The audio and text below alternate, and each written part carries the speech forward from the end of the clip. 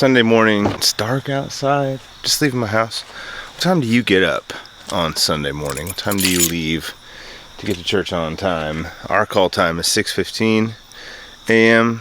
So if I leave right now, it gives me like a 5 or 7 minute window to get my stuff set up, which is all I need.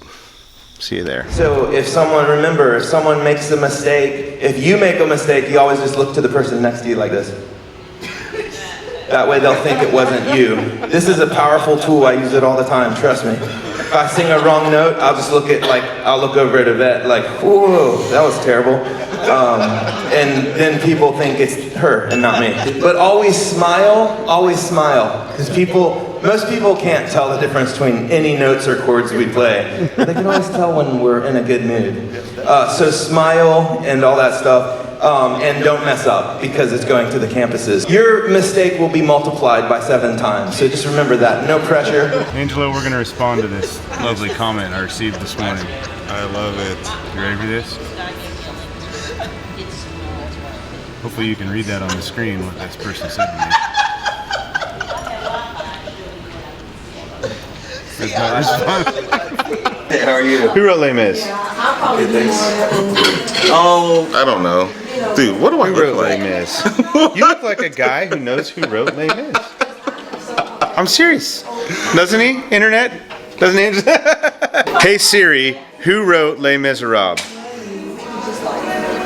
Les Miserables. Oh, you were right! Victor Hugo! We were shooting that on my other camera, which is a Fuji X-T3. I love that camera. This is the Canon EOS R. Has the flip out screen, which is pretty much a game-changing Dude, how do feature. people shoot without that? Well, I guess they don't shoot. They don't turn the camera on themselves. like us, like the picture of vanity that you're looking at here. You're so vain, you probably think this camera is about you. Yes, it is. So I think from this point on, the vlog is going to be shot on the EOS R. I vote for that. I mean, Ruthie, you love being on camera, don't you? I can tell. No, I don't like being on camera. Can we get to a more important question that I have? It's got to be about coffee. Is it possible for me to get a coffee drink right now? So I came back to the green room to find food. There's syrup on the table, which is a good sign. This might mean some sort of like a pancake or a waffle type situation here. Look at Jesus. Alright, y'all ready to do this? Yes. It's gonna be fun. It's gonna be exciting. I'm excited about the set. Thank you guys for all being here. Let us pray. Up from the ashes, hope will rise. Death is defeated, the King is alive. Oh yeah, come on now, woo! I choose to praise, to glorify the name of all names. And nothing can stand against.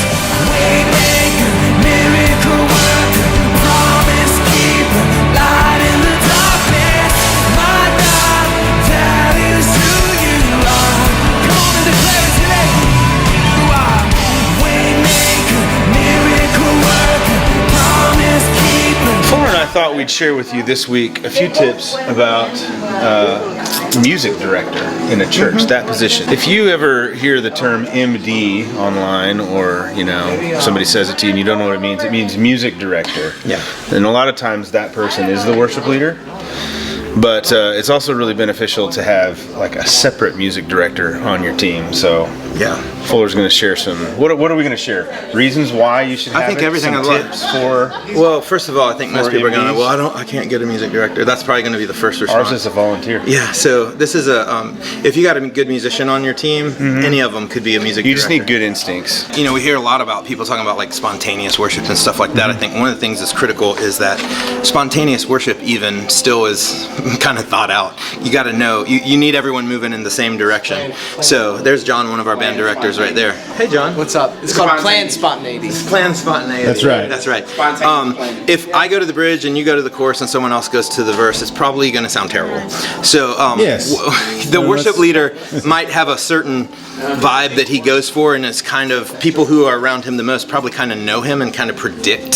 So if you have someone in your band that really knows the system and someone that can kind of predict, that frees the worship leader up to not have to worry about having the band build and doing all this stuff, but it allows another musician to take care of those things on behalf of the worship leader. And so I think what's important is that the worship director or the music director or the band director, whatever you call it, kind of knows what the worship leader wants, so that then he can spend his energy directing the band, and the worship leader is freed up to kind of, you know, just go and then have everyone follow him. So a great example is like, we're leading a song today called Waymaker, and we're building, and so like I want to build, but I can't turn around and tell my drummer to build while I'm singing. So, but Angelo, who's our band director today, knows that that's what I want to do. He can tell by my body language, and so he's communicating to the whole band, hey guys, start building here.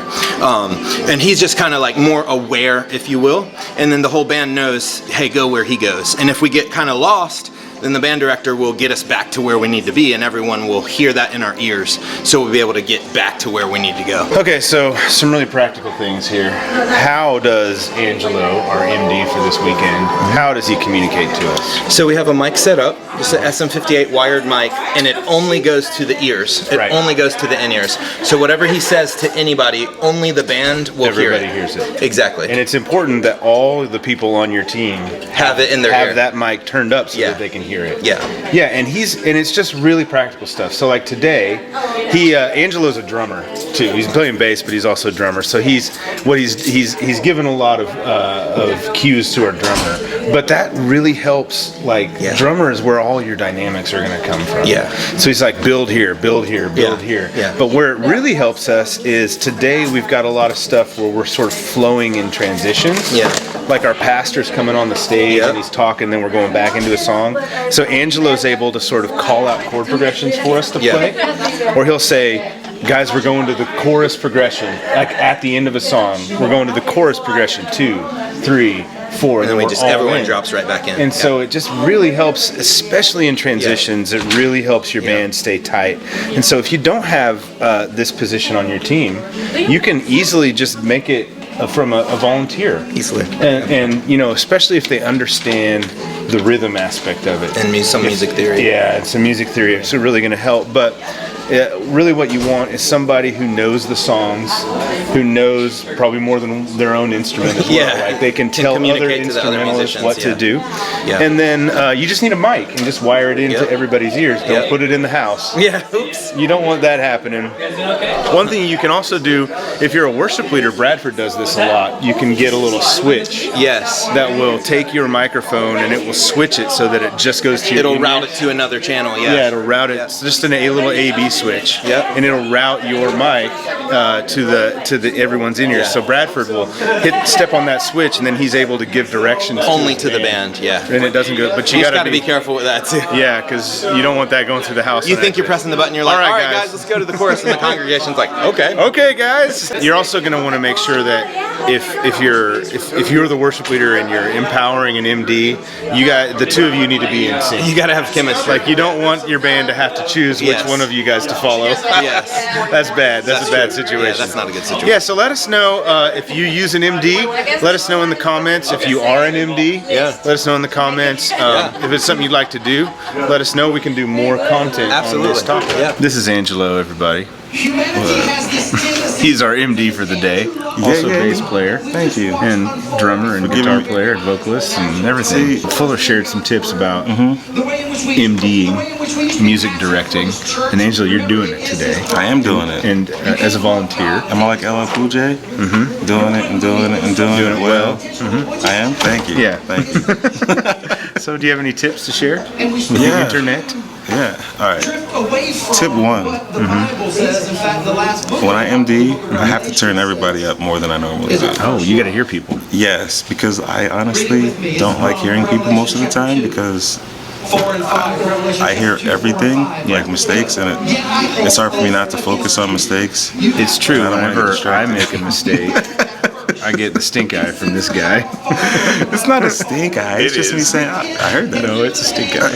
Sometimes my face does things. I don't know. I'm sorry, but I do have to turn people up when I am Yeah, so you can hear. that I can hear, and that way you can know if there's a part of the song during rehearsal Yep. that the band is struggling, or if there's a part that's like slightly different.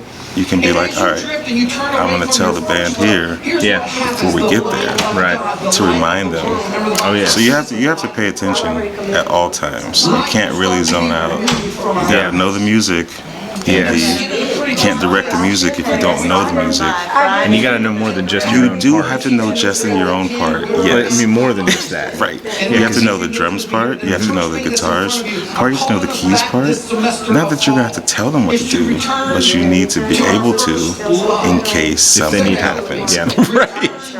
Because we've all had the point in time where it's like, I know this song, but for the life of me, I'm lost. If you have a good MD, they'll get you right back. That's right. MDs, if you're talking to the band and you want a key change to happen, please count them in. Or any change. Yes. Or like if you're at the end of a song and you're going to go back into progression. Right. Yes. Right. Yeah. Anything that you're trying to get the band to do together, count them in. Like a whole measure. Yeah. Right. Whatever the time signature that you want it to be in, don't just say ready, go, because that doesn't help. I promise you. For some of us, we might feel where you're going, but like it's gonna be tough to get everybody on the same page unless you say whatever you want, 2, 3, 4, so everybody knows. It's such a simple request. Here's another tip. If you're going to do this, like if you've been empowered to do this, be confident. Like when you go into the mic to tell the band what to do it with an air of confidence and authority. Because you want them to listen to you and trust you. And one way to ensure that your confidence isn't overconfidence is to talk to the actual worship leader before and after and in the middle if you have a chance to say, hey, is there something else you would like me to do? Or how did you like that? Just be on the same page so that the band isn't doing things that the worship leader doesn't want done. Because that, I imagine, would be incredibly frustrating. Well, your job as an MD is to follow the worship leader. Right. You know, most cliff, cases today sometimes. it's Fuller. Yeah. So if you sense that Fuller is going somewhere, your job is to take us there with him. That's right. Right. That's right. Yeah. And sometimes Fuller doesn't even know what he wants until I tell him. But you got to make sure that he's actually wanting that. Otherwise, you're in trouble. What is happening, Dave? I see we're disassembling the stage. What's the plan? We are. It's top secret, but I'm going to let worship tutorials in on a little secret. We are moving to LED screen background. I heard it through the grapevine. That's going to be awesome. Pretty awesome. So is it individual LED panels? Yep. And then we'll wire them all together so we can display whatever we want. Yeah, maybe we'll do a little tutorial on how we have it set up. I'd love to do that. There you go. I'm going to guess it's not cheap. No, it is not. But you can do a similar thing with environmental projection. Yes, that's Same true. That's setup, true. you know. That's true. So Awesome. yeah, we can talk through all that.